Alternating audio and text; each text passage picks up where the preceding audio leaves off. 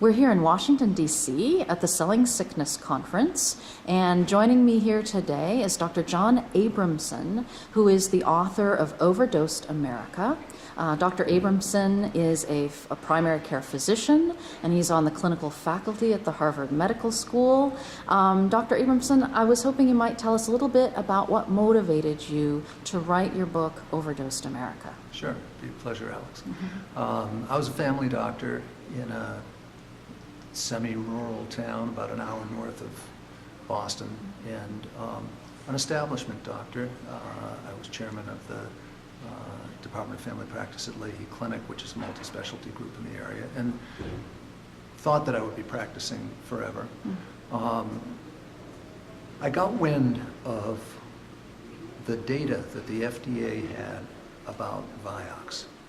There was an article in the Journal of the American Medical Association that looked at Vioxx, and in that article was a footnote into the FDA. And I followed that footnote into the FDA's website, found the briefing documents for an advisory committee, an FDA advisory committee, that based on the data that Merck had submitted to the FDA about its arthritis drug Vioxx that was pulled off the market in 2004. This is 2001. And got to that data. I had been a Robert Wood Johnson Fellow, and I know how to read data. Got to that data and could see very clearly that Vioxx caused more cardiovascular harm than prevented GI harm. And the reason for using the drug was ostensibly that it decreased the risk of GI bleeding. Saw this data, read the data, and couldn't believe that this drug was being marketed so heavily and that my own patients were coming and really demanding that I prescribe the drug. Now, at the time, I didn't even know what an advisory committee was. I didn't know how the FDA worked. But when I saw that the data showed that this was a dangerous drug, that the New England Journal of Medicine had published an article about the VIGOR trial, V-I-G-O-R trial, that purported to show that it was a safer drug because it caused fewer GI complications, and that the doctors didn't know the truth, and I couldn't get the truth out. There was like this, it was like I was in an information black hole, that nobody believed that this was a bad drug. And when I said, I'll take you to a computer, let's look at the FDA's data, people would say, I still won't believe that it's a bad drug, because however doctors come to form their beliefs, they believe that it was a good drug. And realized that the quality of the information that we physicians rely upon had now become so tainted that it was irresponsible of me not to address this. I saw it. It was a quirk of fate that I saw it, and that I had had the training in the past to understand what it was, and decided that I would leave practice and write a book, Overdosed America. It turned into somewhat of an odyssey. For 3 years I wrote this book, and trying to show people how their doctors are being misled into thinking that drugs are beneficial. An example would be the osteoporosis drugs for women.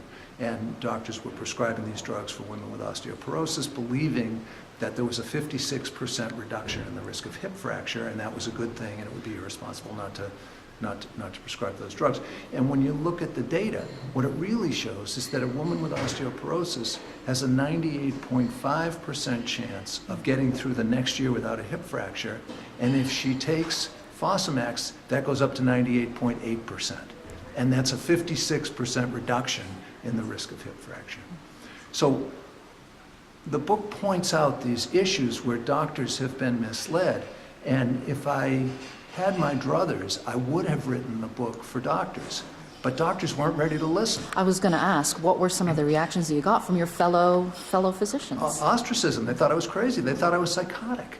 When I remember the moment when I told my doctor partner, he was leaning on a lab counter writing up a chart, and he said, well, what are you working on? I said, well, Tim, we can't even believe the journals anymore. We can't even believe what's in the New England Journal anymore.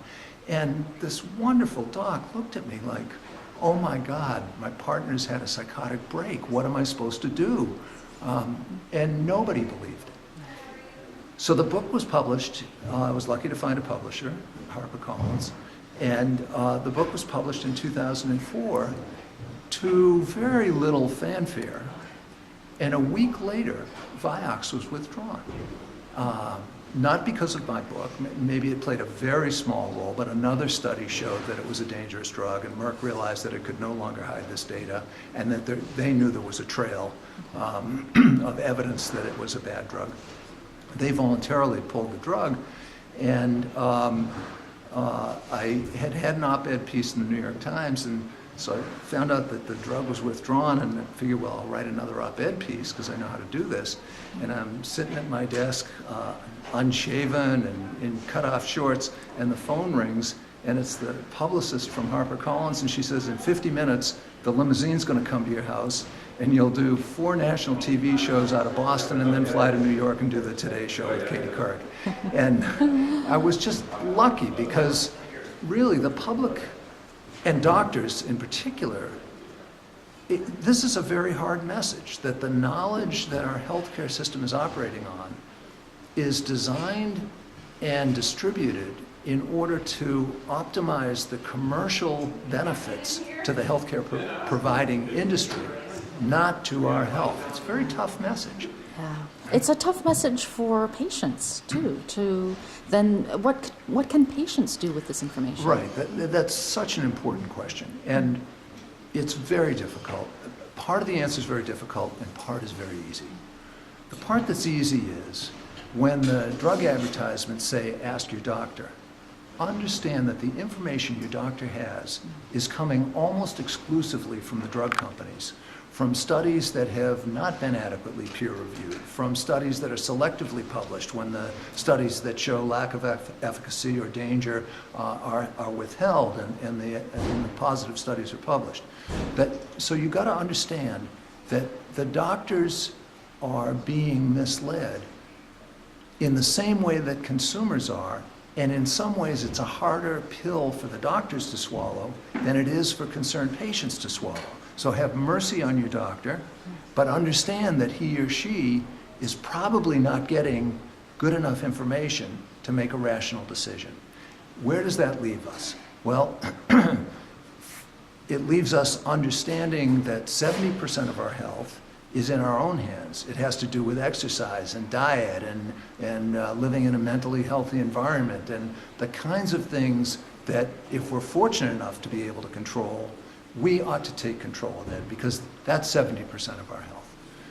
Then when you're sick, and let me say, I think everybody needs to have a primary care doctor that they have some degree of rapport with, because you've got to talk to somebody understanding their information is imperfect and yours is, but we are going to get sick and we do need to access healthcare services. So you need a primary care doc. And then if things get serious, you're going to need a specialist. What do? You've got to use your common sense. You've got to be with a doctor who is listening to what your concerns are, who will answer your questions, and who your gut says he or she is trying their best for me. So I think we need to know that we're going forward with imperfect information, that newer is usually not better, but not always not better, so you can't be sure, and that we've got to take responsibility for our own health. That sounds like great advice. Good. Thank you so much. Okay, my pleasure. Yeah.